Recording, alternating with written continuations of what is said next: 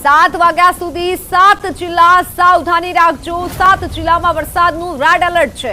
બનાસકાંઠામાં અતિ ભારે વરસાદની આગાહી છે। મહીસાગર પંચમહાલમાં રેડ એલર્ટ છે। વડોદરા નર્મદામાં ભારે વરસાદની આગાહી છે। સુરત તાપીમાં ધોધમાર વરસાદ થઈ શકે છે। રાજ્યના અન્ય 22 જિલ્લાઓમાં ઓરેન્જ એલર્ટ છે। હવામાન વિભાગ દ્વારા મહત્વની આગાહી કરવામાં આવી છે।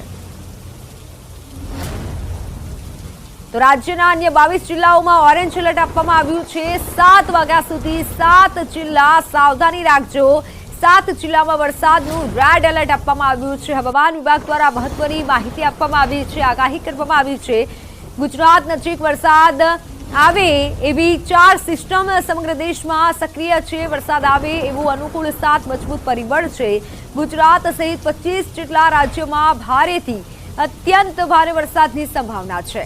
દક્ષિણ સૌરાષ્ટ્રના દરિયાકાંઠે સાયક્લોનિક સર્ક્યુલેશન, રાજસ્થાન તરફ સાયક્લોનિક સર્ક્યુલેશન, દક્ષિણ ગુજરાતથી કર્ણાટક સુધી ઓફશોર ટ્રફ, જ્યારે કચ્છ નજીક પાકિસ્તાનમાં સાયક્લોનિક સર્ક્યુલેશન રહેશે।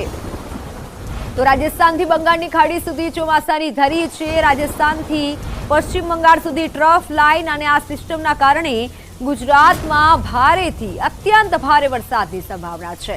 અન્ય 25 જિલ્લા રાજ્યમાં એટલે કે 25 જેટલામાં અતિ ભારે વરસાદની આગાહી છે।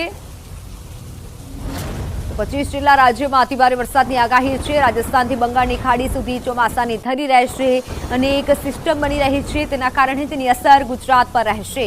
મહત્વનું છે, બનાસકાંઠામાં ઉમરદશ્રી નદીમાં નવા નીર આવ્યા છે। દાંતા પંથકમાં ભારે વરસાદથી નવા નીર આવ્યા છે। નદીમાં નવા નીરથી 100 ગામના ખેડૂતોને ફાયદો થશે।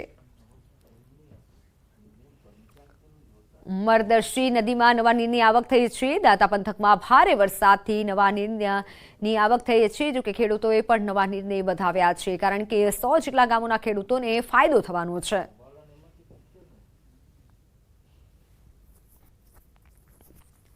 દાહોદ જિલ્લામાં બીજા દિવસે પણ છૂટો છવાયો વરસાદ નોંધાયો। દાહોદ, ઝાલોદ સહિતના વિસ્તારોમાં ધીમી ધારે વરસાદ। પૂરતો વરસાદ ન આવતા દાહોદ જિલ્લાના ડેમો ખાલી થયા। અન્ય જિલ્લાની સરખામણીમાં દાહોદ જિલ્લામાં વરસાદ ઓછો પડ્યો છે।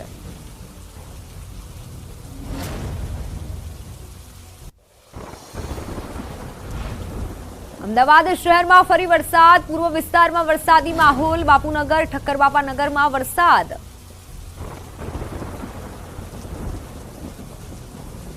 તો વલસાડ જિલ્લામાં પણ આજે હવામાન વિભાગે આગાહી કરી છે।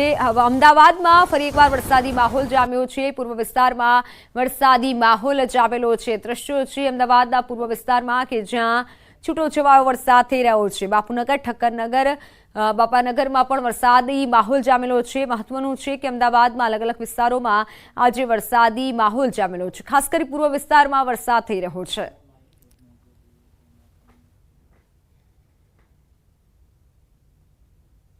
વલસાડ જિલ્લામાં આજે હવામાન વિભાગની ભારે વરસાદની આગાહી છે। સાથે જિલ્લાનો દરિયો પણ અત્યારે તોફાની મૂડમાં જોવા મળી રહ્યો છે। વલસાડ જિલ્લાના દાંતી કકવાડી ગામના દરિયા કિનારે ઊંચા મોજા ઉછળ્યા હતા।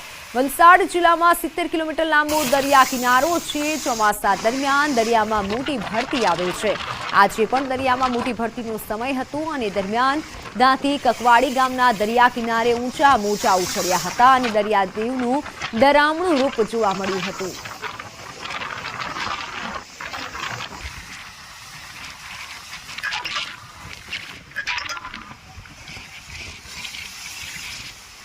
સરકારી કર્મચારીઓ માટે મહત્વના સમાચાર છે। મોંઘવારી ભથ્થામાં 4% વધારો કરાયો છે। રાજ્ય સરકારના 4,71,000 કર્મચારીઓને આ લાભ મળશે। 4.79 લાખ પેન્શનર્સને પણ લાભ મળશે। જાન્યુઆરી 2024થી 4% વધારો મળશે। તો 6 મહિનાના તફાવતની રકમ 3 હપ્તામાં ચૂકવાશે। આ એક સારા સમાચાર છે। તમામ સરકારી કર્મચારીઓ માટે 4% વધારો કરવામાં આવ્યો છે।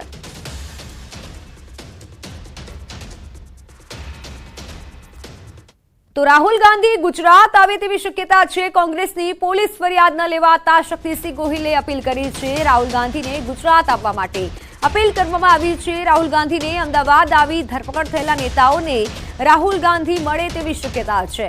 કોંગ્રેસ કાર્યકર્તાઓને જુસ્સો આપવા માટે ગુજરાત આવવા માટે નિમંત્રણ અપાયું છે। ન્યાય માટે કોંગ્રેસ 6 જુલાઈએ કાર્યક્રમ યોજશે. પ્રદેશ નેતાઓને અમદાવાદ આવવા માટે પણ સૂચના અપાઈ છે. ત્યારે રાહુલ ગાંધી ગુજરાત આવે તેવી શક્યતા છે.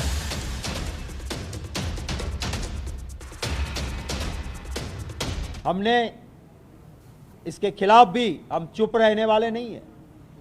हमने राहुल गांधी जी को विनती की है कि आप आपके बब्बर शेर जो लड़ रहे हैं उनको मिलने प्रदेश कार्यालय में जैसे ही आपको वक्त मिले आप आइए. मुझे पूरी उम्मीद है कि मेरे नेता राहुल गांधी जी जल्द अहमदाबाद आएंगे.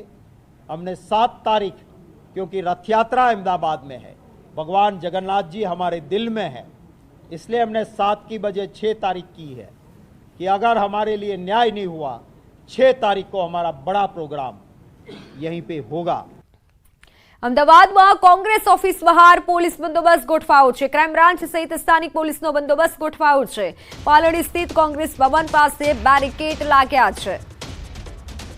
અમદાવાદમાં ભાજપ કોંગ્રેસ સામને સામને આવ્યા બાદ પથ્થરમારો થયા બાદ હાલ પોલીસનો કાફલો કોંગ્રેસ ભવન ખાતે ખડકી દેવામાં આવ્યો છે. પાલડી સ્થિત કોંગ્રેસ ભવન પાસે બેરિકેડ લગાવવામાં આવ્યા છે.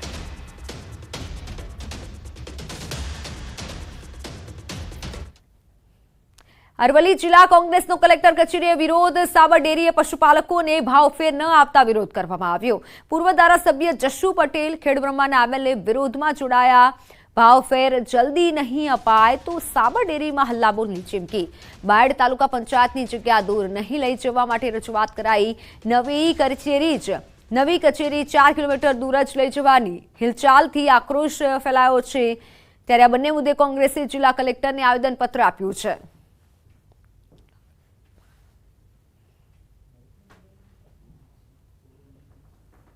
સાબર ડેરી વર્ષો વર્ષ આખા વર્ષનો ભાવફેર 30 જૂન પહેલો વેચી દેતા હોય છે. એ સામાન્ય રીતે નિયમ છે.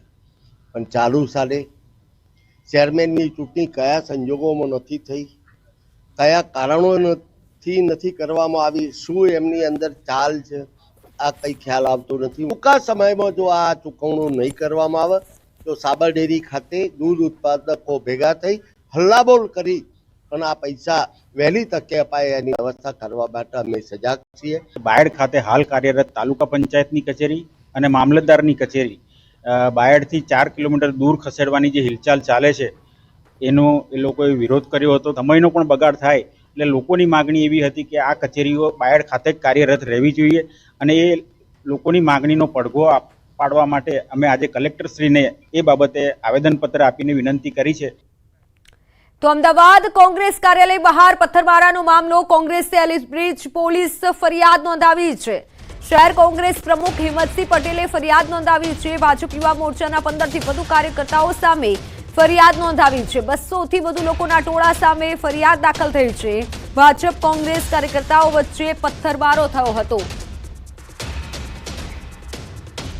કોંગ્રેસ કાર્યાલય બહાર પથ્થરમારાનો આ મામલો, જેમાં હાલ ફરિયાદ નોંધવામાં આવી છે. તો બોટાદના સાળંગપુરમાં ભાજપની કારોબારી બેઠક. આજથી 2 દિવસ ભાજપની પ્રદેશ કારોબારી બેઠક. ધારાસભ્યો, સાંસદો અને જિલ્લા પ્રમુખોની હાજરી. મેયર અને તાલુકામાં પ્રમુખો કારોબારી બેઠકમાં હાજર રહેશે. પ્રથમ વખત બૃહદ કારોબારી બેઠકમાં તેઓ ઉપસ્થિત રહેશે. પ્રથમ વખત 1300 અપેક્ષિત હોદ્દેદારો હાજરીમાં બેઠક થશે. તો 5 જેટલા બૃહદ કારોબારી બેઠકમાં મંથન પણ કરશે. આજે અપેક્ષિત કાર્યકરો સાથે રજીસ્ટ્રેશન બાદ આવતીકાલે સવારથી વિસ્તૃત કારોબારી બેઠક. આવતીકાલે સવારે 9 વાગે પ્રથમ વૃક્ષારોપણ કાર્યક્રમ થશે અને વૃક્ષારોપણ કાર્યક્રમ બાદ પ્રધાનમંત્રી મોદીના અભિવાદન પ્રસ્તાવ થશે. કારોબારી પ્રારંભ થશે.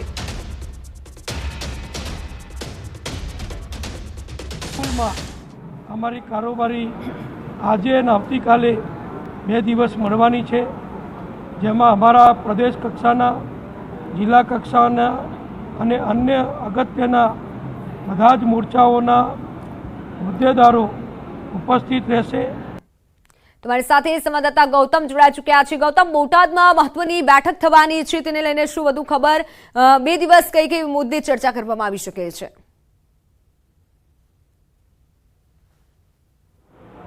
મિત્તલ, આજથી 2 દિવસ ભારતીય જનતા પાર્ટીની પ્રદેશ કારોબારી જે છે તે યોજાવા જઈ રહી છે. અત્યારે હાલ રજીસ્ટ્રેશન પ્રક્રિયાથી ભારતીય જનતા પાર્ટીની આ કારોબારી બેઠકનો આરંભ થઈ ચૂક્યો છે. અત્યારે હાલ તમને હું સીધા દ્રશ્યો બતાવવાનો પ્રયત્ન કરીશ કે આજ જે ખંડ જે છે ત્યાં તમામ અપેક્ષિત શ્રેણીઓના જે કાર્યકર્તાઓ જે છે તેની ઉપસ્થિતિમાં આ બેઠક જે છે તે યોજાવા જવાની છે. અંદાજિત 1300 જેટલા કાર્યકર્તાઓને આ બેઠકની અંદર આમંત્રણ પાઠવવામાં આવ્યું છે. મહત્વનું એ છે કે અત્યાર સુધીમાં અપેક્ષિત કાર્યકર્તાઓની હાજરીમાં આ બેઠક જે છે તે થતી હોય છે. 600 જેટલા કાર્યકર્તાઓ અપેક્ષિત શ્રેણીની અંદર હાજર રહેતા હોય છે, પરંતુ આ બૃહદ કારોબારી યોજાવા જઈ રહી છે તેમાં 1300 જેટલા કાર્યકર્તાઓને આમંત્રણ પાઠવવામાં આવ્યું છે અને તમામ કાર્યકર્તાઓ હાજર રહેશે. 5 જેટલા પ્રસ્તાવો જે છે ત્યાં કારોબારી બેઠકની અંદર પારિત જે છે તે થવાના છે. અત્યારે હાલ તમે દ્રશ્ય જોઈ રહ્યા છો કે મહત્વનું જે સ્ટેજ જે છે તે નિર્માણ કરવામાં આવ્યું છે. સારંગપુર નું જે ટેમ્પલ જે છે ટેમ્પલ ખાતે થઈને આ સ્ટેજ જે છે તે નિર્માણ કરવામાં આવ્યું છે અને ત્યાં તમામ અપેક્ષિત કાર્યકર્તાઓ જે છે તે પણ પહોંચી રહ્યા છે. પૂર્વ સાંસદ મોહનભાઈ કુંડારી આપણી સાથે છે, તેમની સાથે વાત કરીશું. મોહનભાઈ, શું કહેશો? આજથી આ કારોબારીનો પ્રારંભ થઈ ચૂક્યો છે. અત્યાર સુધી 600 જેટલા અપેક્ષિત કાર્યકર્તાઓ હાજર રહેતા હતા, 1300 કાર્યકર્તાઓ હાજર રહેશે. કાલથી આ કારોબારી વિસ્તૃત રીતે મળશે. 5 પ્રસ્તાવો પારિત થશે. કયા કયા 5 પ્રસ્તાવો પારિત થવાના છે? પ્રસ્તાવ પછી ખબર પડે, પણ 2 દિવસની કારોબારી છે, આજથી કરીને કાલ સાંજ સુધી. અને પાર્ટીના બધા પદાધિકારીઓ, પ્રદેશના હોદ્દેદારો, ધારાસભ્ય, સંસદીયો અને પ્રદેશ કાર્યકારીના સભ્ય છે, આમંત્રિત સભ્ય છે, એમાં ઉપસ્થિત છે. મહત્વનું એ પણ છે કે પરિણામ જે આવે છે, પરિણામની આ બેઠકની અંદર સમીક્ષા થશે કે કેમ એ બહુ ખબર નથી એજન્ડામાં શું છે. ચોક્કસથી તો અત્યારે હાલ આ પ્રકારની વાત કરી રહ્યા છે મંત્રી પૂર્વ જે છે તે પણ આપણી સાથે. બિલકુલ ગૌતમ, આભાર માહિતી બદલ. તો આજથી 2 દિવસ ભાજપની મહત્વની પ્રદેશ કારોબારી બેઠક મળશે, જેમાં ધારાસભ્યો, સાંસદો અને જિલ્લા પ્રમુખોની પણ હાજરી રહેશે.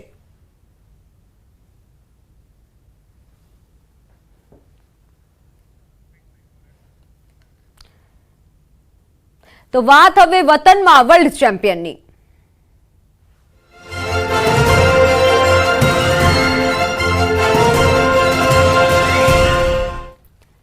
T20 વર્લ્ડ કપ જીત્યા બાદ ટીમ ઇન્ડિયા ભારત પરત ફરી છે, ત્યારે દિલ્હી એરપોર્ટ પર ઇન્ડિયા છે અને ઇન્ડિયાનો અવાજ જ અવાજ ગુંજી રહ્યો છે. આ પછી ટીમ ઇન્ડિયા દિલ્હીની આઈટીસી મૌર્ય હોટલ પહોંચી અને એરપોર્ટ અને હોટલ પર ટીમનું ભવ્ય સ્વાગત કરવામાં આવ્યું. હોટલમાં ટીમ ઇન્ડિયા માટે ખાસ કેક પણ બનાવવામાં આવી હતી અને ત્યાંથી ટીમ ઇન્ડિયાના ખેલાડીઓ વડાપ્રધાન નરેન્દ્ર મોદીને મળવા પહોંચ્યા હતા અને જ્યાં ભારતીય ખેલાડીઓએ પ્રધાનમંત્રી મોદી સાથે મુલાકાત કરી અને પીએમ મોદી સાથે પણ બ્રેકફાસ્ટ કર્યો. તો જે બાદ રોહિત શર્મા અને કોચ રાહુલ દ્રવિડે પીએમ મોદીને ટ્રોફી પણ સોંપી. તો પીએમ